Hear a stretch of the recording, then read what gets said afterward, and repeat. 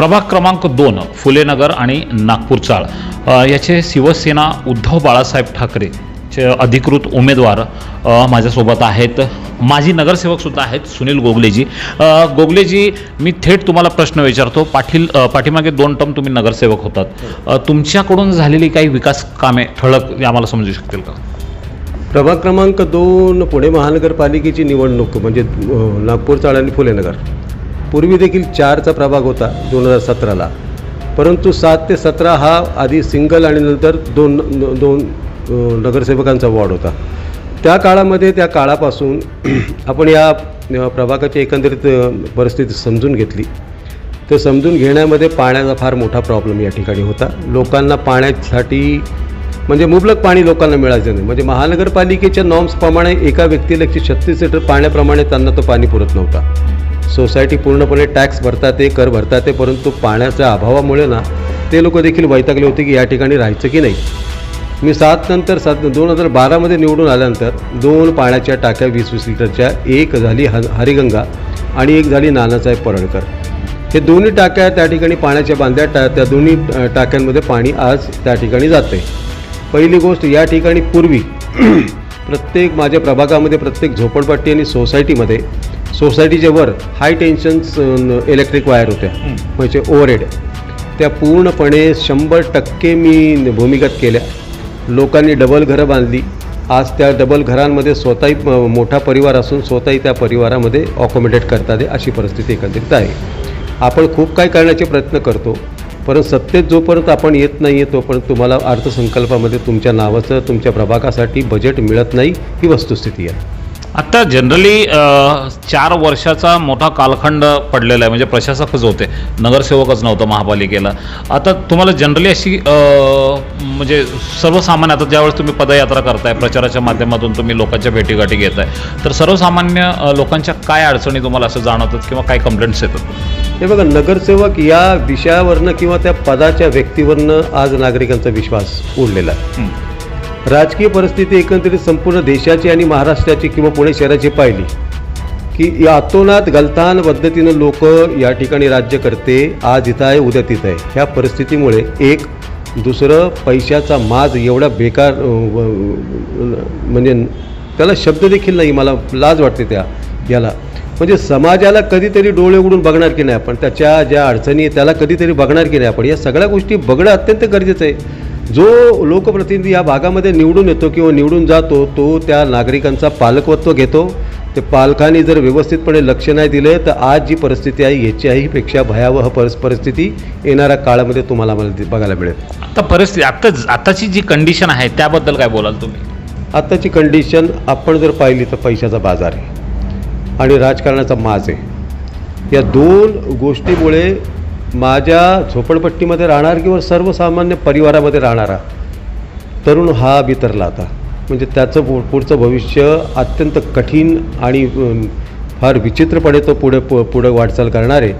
आज मला सांगा की ज्या ठिकाणी ज्या परिस्थितीमध्ये आपण राहतो त्या परिस्थितीमध्ये सुधारण्याचा आपण प्रत्येकाने प्रयत्न केला गेला पाहिजे. मी जर चांगला आहे तर जग चांगलं, अशा पद्धतीनं वागणं. एकही व्यक्ती त्या ठिकाणी अशा पद्धतीनं वागण्याचा प्रयत्न करत नाही.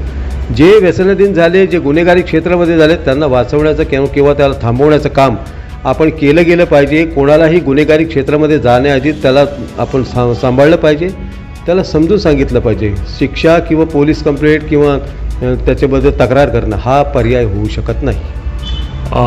सुनीलजी, आता ज्या पद्धतीनं पाठीमागं तुम्ही 2 टर्म नगरसेवक होतात, परत एकदा आता तुमच्या कार्याला बघून प्रभाग क्रमांक 2 मधील नागरिकांनी पुन्हा एकदा तुम्हाला संधी दिली, मतदान रूपी आशीर्वाद देऊन तुम्हाला महापालिकेत पाठवलं, तर सुनील गोगले यांच्या म्हणजे स्वप्नातला प्रभाग क्रमांक 2 कसा असेल? एक तर आपण पाहायला गेलं की पश्चिम भाग म्हणजे पुणे शहराकडे आपण ज्यावेळेस जातो तर पुणे शहरामध्ये जाण्याची गरजच पडणार नाही अशा प्रकारचं काम आपण प्रत्येक नगरसेवकाने त्याच्या प्रभागामध्ये केलं पाहिजे. उदाहरणार्थ आपण एक तर महानगरपालिकेचा डेव्हलपमेंट प्लॅन म्हणजे विकास आराखडा वाचला गेला पाहिजे. त्याची पद्धती वाचायची, त्याला समजून घ्यायची पद्धत आहे. तुमच्या प्रभागामध्ये कोणकोणते आरक्षण, कोणकोणत्या गोष्टीसाठी, कोणकोणत्या सुविधासाठी टाकले गेले ते समजून घेतले पाहिजे. त्याप्रमाणे महानगरपालिका प्रशासन आणि आयुक्त किंवा जनरल बॉडीच्या माध्यमातून तुम्ही त्या जागेची मागणी केली गेली पाहिजे. मग जे लोक ज्या गोष्टीच्या पश्चिम भागामध्ये इतर ठिकाणी म्हणजे मोठे कॉलेज झाले, हॉस्पिटल्स झाली, थिएटर झाले किंवा बस स्टँड झाले, मोठमोठे मार्केट्स झाले, भाजी मार्केटपासून सगळे मार्केट, कपड्यापासून सगळ्या हे मार्केट्स आणि हे धंदे जोपर्यंत तुमच्याकडे येत नाही, तुम्ही त्याला आणत नाही, ते जागा उपलब्ध करून देत नाही, तोपर्यंत त्या तुम्हालाही सुविधा मिळणार नाही आणि बाकीच्या लोकांना रोजगार मिळणार नाही. रोजगाराचं माध्यम जर करायचं असेल तर या सगळ्या गोष्टीचे आपल्याला सातत्यानं प्रयत्न केले गेले पाहिजे. एकंदरीत जर बघितलं प्रभाग क्रमांक 2, मी प्रत्येक उमेदवाराला हेच विचारत असतो, व्यसनाधीनतेचं प्रमाण प्रभाग क्रमांक 2मध्ये खूप आहे असं वाटत नाही का? आहे ना, खूप आहे. जर पोलीस प्रशासन याच्यामध्ये कमी पडते असं मत स्पष्ट मत आहे. आपण जर पोलीस प्रशासनाने त्यांच्या मुलासारखं प्रत्येक नागरिकाला पाहिलं किंवा प्रत्येक तरुणाला पाहिलं प्रशासनानं, तर मला हे वाटतं की त्यांची जी आत्मा आहे त्यांना ते उत्तर देणं कठीण होईल स्वतःला की मी जे करतोय ते योग्य नाही आहे. ज्या पद्धतीनं बेकायदेशीर धंदे संपूर्ण परिसरामध्ये चालले त्याच्याबद्दलचा खुलासा मी या ठिकाणी नाही करू शकणार, परंतु एकंदरीत परिस्थिती ही पोलीस प्रशासनाला माहिती आहे, नागरिकांना माहिती आहे आणि जे बेकायदेशीरपणे धंदे करून त्याचे हप्ते इतरांना देतात हे सगळ्या गोष्टी प्रत्येकाला माहिती आहे. त्याच्यावर अंकुश लावायचं जर हिंमत असेल किंवा अंकुश लावण्याचं काम जर कोणी केलं तर पोलीस प्रशासनाचं कर्तव्य आणि ते कर्तव्य त्यांनी प्रामाणिकपणे पूर्ण करावं.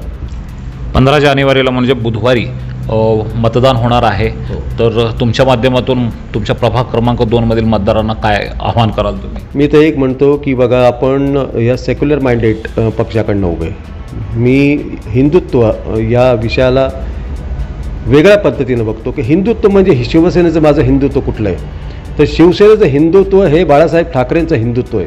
जे हिंदुत्व सगळ्या जाती धर्मांना बरोबर घेऊन प्रत्येक जाती धर्माचा आदर करणारं माझं हिंदुत्व आहे. जर बाळासाहेबांनी ठाकरे साहेबांनी या सगळ्यांना प्रेम दिलं तर माझं काम आहे की प्रत्येक जाती धर्माला प्रेम देणं. येणाऱ्या काळामध्ये येणाऱ्या काळा म्हणजे 2 दिवसामध्ये म्हणजे 15 तारखेच्या आत 13 तारखेच्या मध्ये या ठिकाणी मोठ्या संख्येने पैसे वाटले जाणारे असा सरळ आरोप आहे माझं असं म्हणणं आहे. सर्व नागरिकांना आव्हान आहे की ज्या बाबासाहेबांनी तुम्हाला कायद्यान्वये तुम्हाला तुमच्या मतदानाचा अधिकार दिला, त्या बाबासाहेबांच्या लेखणीला आपण कुठेतरी लाजवतोय का याची जाणीव आपण ठेवली पाहिजे. रात्री तुमच्याकडे गांधीजी सारखे अनेक लोक येतील, तुमच्या दार ठोठावतील, परंतु माझं असं म्हणणं आहे की त्या तुम्ही दार उघडण्याआधी बाबासाहेबांना विचारा की जो अधिकार तुम्हाला मतदानासाठी दिला आहे त्या अधिकाराचा गैरवापर माझ्याकडनं होणार नाही याची दक्षता किंवा ते जाणीव मला दे आणि आलेल्या व्यक्तीला परत पाठवून दे. धन्यवाद सर. आपण हा रिपोर्ट पूर्ण पाहिल्याबद्दल शतशः धन्यवाद.